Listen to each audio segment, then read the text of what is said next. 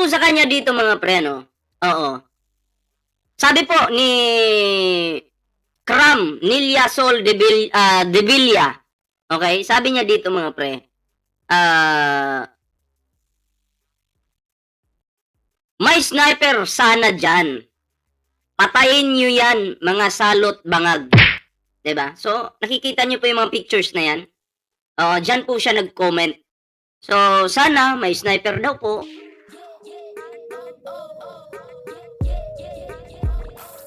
Sana may sniper daw dyan at patayin nyo daw si Pangulong Bongbong Marcos. Inuutusan kayo.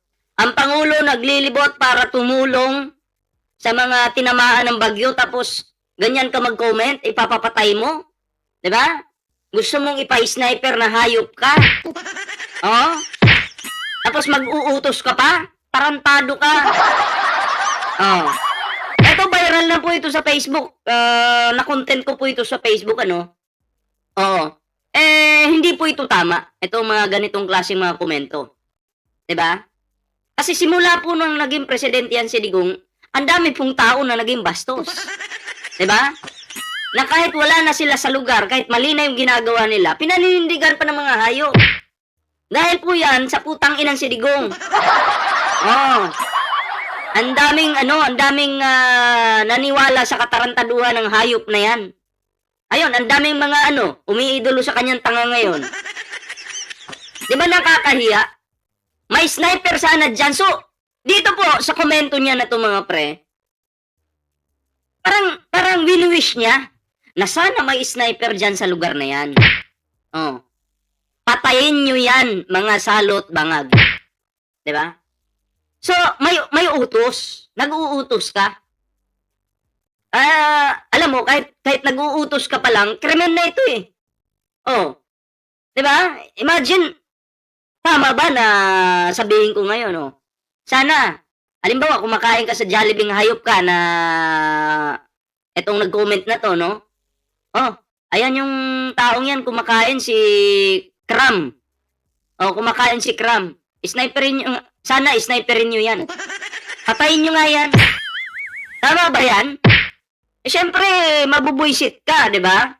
Siyempre, manggigigil ka. Kasi, na yan buhay ng tao yung pinag-uusapan dito. Di ba? Tapos magko-comment ka ng ganyan. Hindi na po normal yan, ha?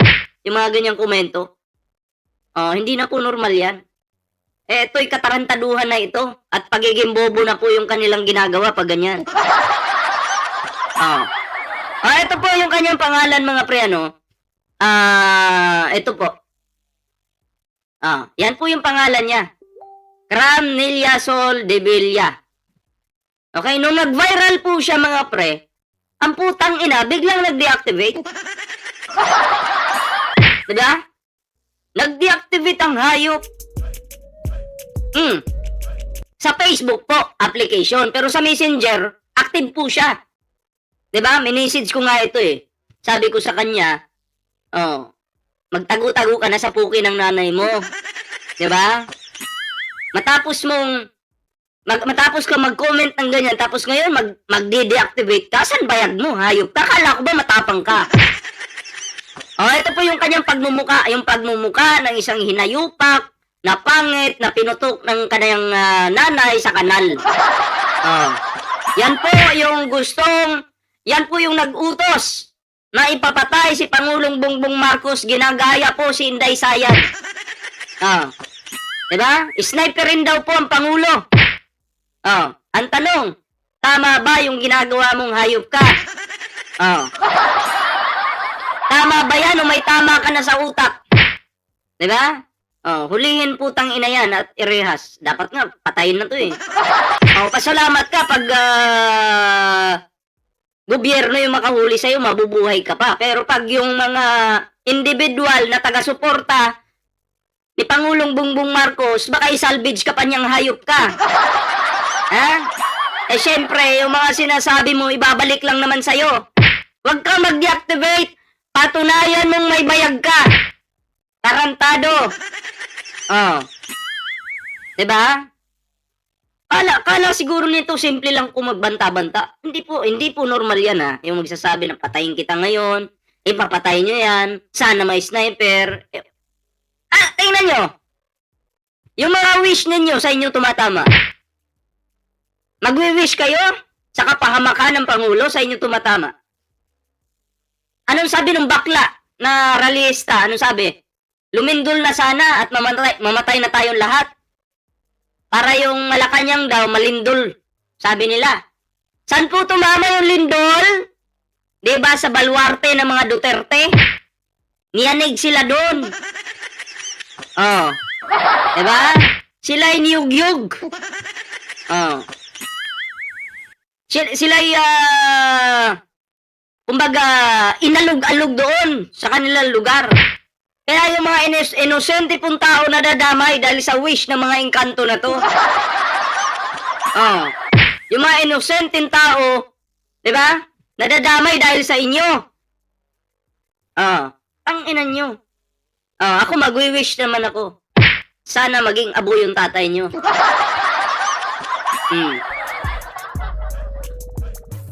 Hindi po ako nag-wish na mamatay yung tatay nyo. Pero sana maging abo yung tatay nyo.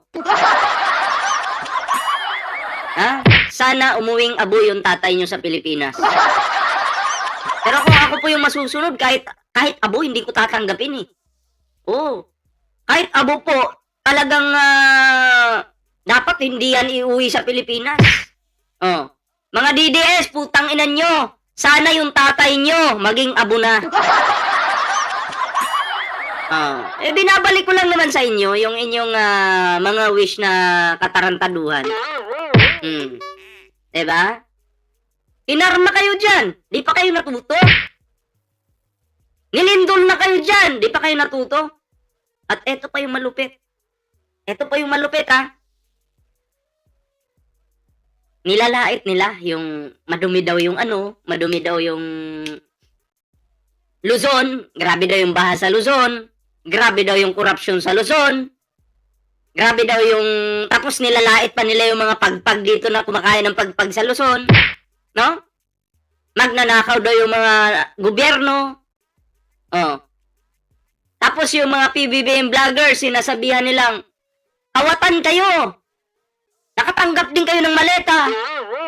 Nung yug-yug po sila dyan sa baluarte ni Dutae, sino po yung tumulong? Mga vloggers po galing Luzon. Nagpunta ng Manila para hindi na kayo manlimos ng mga DDS kayo. Kasi nakikita kayo sa kalsada, nanlilimos na kayo. Nilalait nyo yung kapwa nyo Pilipino, tapos sino ba tumulong sa inyo ngayon? Gobyerno. Bukod sa gobyerno, mga vloggers din. Sige. Sino yung nanlilimos ngayon? Kayo, di ba? Di ba sabi nyo ayaw nyo ng ayuda? Binibigyan kayo ng ayuda ng gobyerno ngayon. Bakit nyo tinanggap? Wala tinanggap po nila Ayaw daw nila ng ayuda, pero sila tanggap.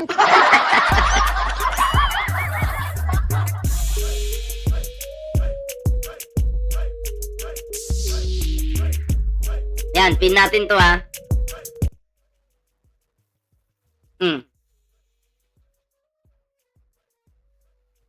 Sarang traidor, shut up. Sana makulong ka agad dahil pera ng Pilipinas, trilyon, nasa bangko niyong mag-asawa, di ba? So, yun. Marami nang galit sa mga Duterte, mga pre. Di ba? At ito pa yung isa, basahin po natin. Kapal ng mukha mo. Sabi niya dito. Jakitan lang natin tong isa. Ayan. Sabi niya dito, kapal ng mukha mo. Ikaw din may maleta. Meron talaga akong maleta. Sa sobrang dami kong maleta, hayahay na ako ngayon. Ikaw, hamak na hampas lupang palamunin ka lang ng ng pamilya mo. Tapos yung pamilya mo, yung nanay mo, kumakain ng burat ng tatay mo. Adi, patay gutom kayo. At least ako, marami akong maleta, pukin ang ina mo ka. Diba? At least po ako, may maraming maleta. Pero ikaw na putang ina ka, Nasaan ka? Asan yung mo? May kinakain ka pa? Oh, sino to? Si Giselle Mahinay. Putang ina mo, pangit ng pangalan mo. May mahinay-mahinay pa pagsasampaling ko isa-isa yung pamilya niyo. Ha? Mga bobo talaga. Oh. Ilan po yung natanggap kong maleta? Nasa 100 maleta po na sa akin ngayon. Oh. Diba? Katulad ni Michael Maluloy, unggoy daw yung nanay niya. Oh, diba? Ang nanay niya unggoy daw, na kinantot ng kalabaw. Tapos siya yung naging bunga. And kung titingnan nyo, oh, mas pugi pa nga yung kalabaw kumpara sa taong ito.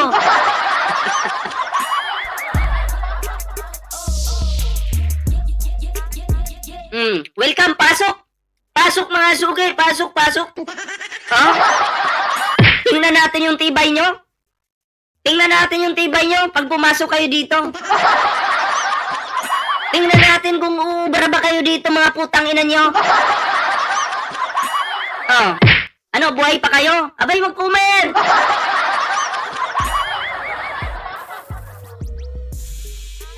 Jakita lang natin to, ah.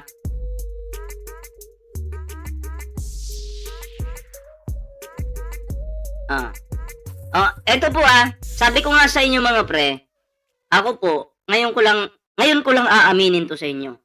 Nakatanggap po ako ng pagkadami-daming maleta talaga. Oh. Pagkadami-daming maleta, 100. Oh. Gusto mo, Michael Maluloy, ganito. Dahil nakatanggap ako ng maraming maleta, bibili ako ng 10 kilo, ano ba nga, 100 kilong bakal. Itatali ko sa liig mo, ihulog kita sa West Philippine Sea. Oh. Para doon ka pagpiestahan ng mga isda.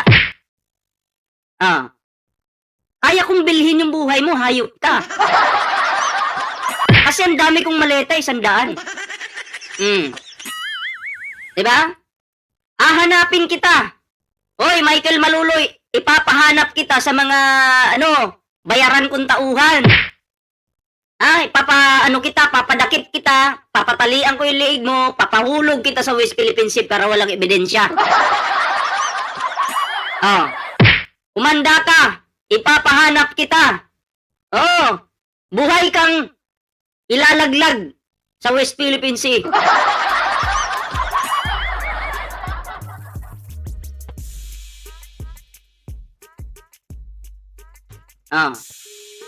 Kaya kayo, na mga DD shits dyan, huwag kayong pumalag sa akin, kawawa kayo. Sa dami-dami kong malita, tangina, pati buhay nyo kayo kong bilhin.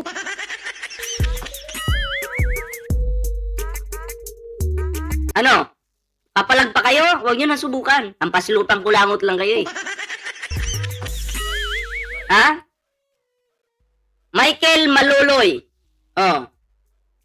Yung pangalan mo is magiging magiging kwento ka na lang. Magiging kwento ka na lang. Kasi tangina, ginto yung laman ng maleta. Hindi pera. Natatanggap ko. Diba? 10 maleta yan.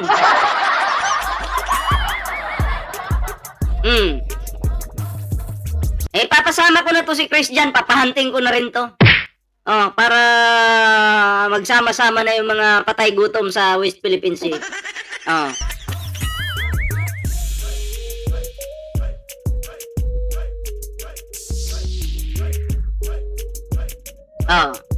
Diba? So, yun na nga mga pre, no? Ito, idugtong po natin to. Ito, importante to.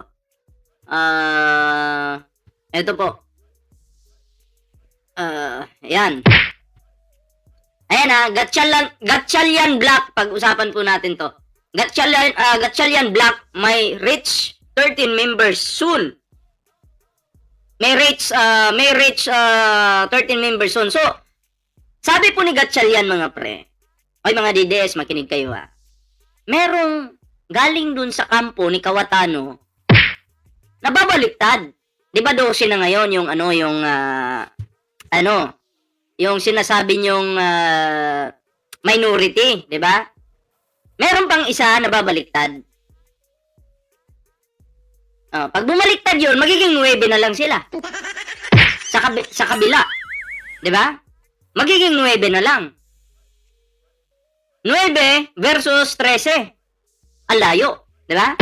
Ngayon pa nga lang po, nasa 10 na sila doon, yung tinatawag nilang legit minority kuno. Legit majority, sabi ng mga dutae, no? Mga DDS. Yung kay Kawatano, kay 10,000. Legit majority daw yun. Paano magiging majority yung mga yon? 10 na lang sila. Ala! Ay, shoutout kay Berador Pikwa. Nandito si Berador Pikwa. Isa yan sa kinuha kong gunman. Si Berador Pikwa, binigyan ko yan ng isang maletang ginto. Papahanting ko yung mga DDS sa'yo, Lods. Kasi, ano na to? Dapat linisin na natin yung Pilipinas. Binigyan ko yan ng isang maletang ginto. Yeah, ready to fight yan.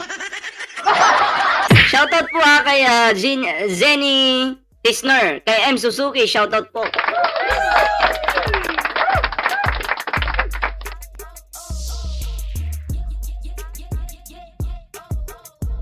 Tamo si Digong ngayon, balita ko si Digong, yung kanyang burat, pinapaipit na lang sa pintuan. Walang chicks.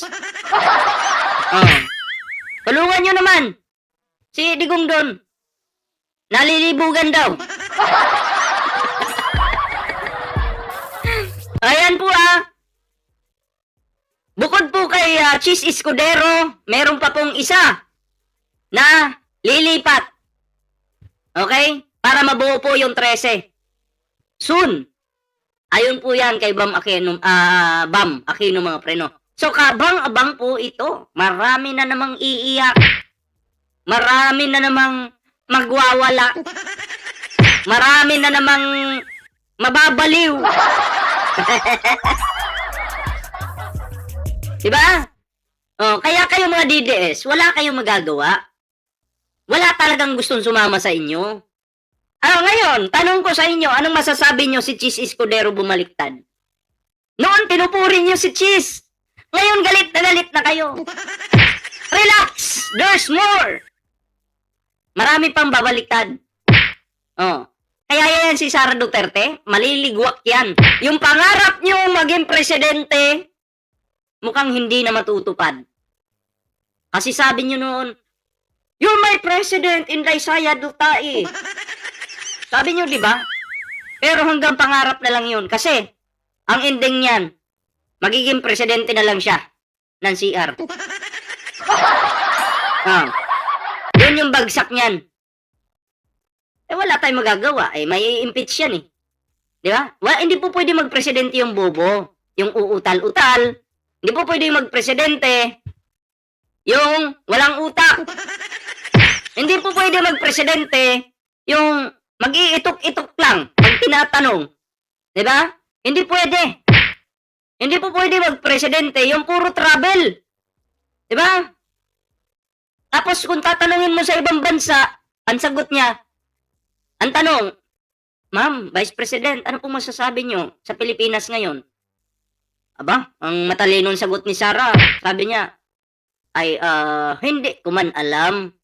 Hindi ko man alam yung nangyayari sa Pilipinas ngayon doon ngayon, gabi man, dito araw, baliktad yung panahon. So, hindi ako updated sa sa nangyayari doon. Ang tibay ng muka. Diba? Ang tibay-tibay ni Inday. Walang alam.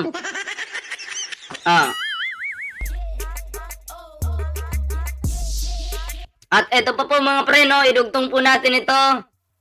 Eto po. Ayan I am self-made. Sabi po ni Romualdez, cannot be corrupted by others' money. Ayan. So ako po, wala naman po akong kinakampihan Pero, kung may ebidensya po sana about kay Martin Romualdez, di tagtarin nyo ng kaso. Diba? Pero bakit hanggang ngayon wala? Kasi ako po'y naniniwala na puro paninira lang po yung ginagawa ng mga Duterte, mga pre. Paninira. Katulad ng ginawa nila noon kay Leni Robredo. Di ba siniraan ni Ninyo Barsaga noon? Kasi yun yung utos. Di ba? Yun yung utos utos na pasamain nyo ng pasamain yung pangalan ni Leni Robredo. So, naisip ko tuloy ganun din pala yung ginawa nila kay Martin Romualdez. Kasi ang pumalit sa posisyon ni Nino Barsaga, si Banatbay na eh. Diba? Pansin nyo, ginagawa ni Banatbay, palaging sinisiraan si Martin Romualdez ang walang ebidensya. Ebidensya po yung hinahanap natin, hindi yung laway sana nila. Diba? Wala eh. Yung posisyon ni Nino, kinuha na nila. Wala man lang silang bagong pakulo. Diba? Dapat may pakuluman lang sana kayo kung bakit nyo ginagawa yan. Putang ina talaga. Diba yung bago sana ba sa mata ng mga tao? Para hindi halata. Kaya ako po, naniniwala po ako na kung ano yung ginawa nila noon kay Leni Robredo, ganun din yung ginawa kay Martin Romualdez. So kayo po, ano po yung inyong mga opinion dito? Ano po yung inyong reaksyon? Ayan, comment nyo lang po yan para naman po mabasa natin yung inyong kanya-kanyang komento.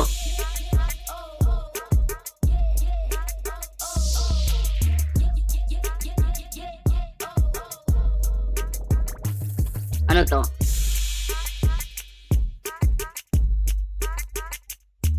At i-shoutout ko nga lang pala yung mga DDS ngayon na tumatanggap ng ayuda galing sa gobyerno. Magpakabusog kayo ha. Shoutout sa mga DDS dyan, sa baluarte ni Dutae na tumatanggap ng ayuda galing sa gobyerno, galing sa mga vloggers dito sa Luzon.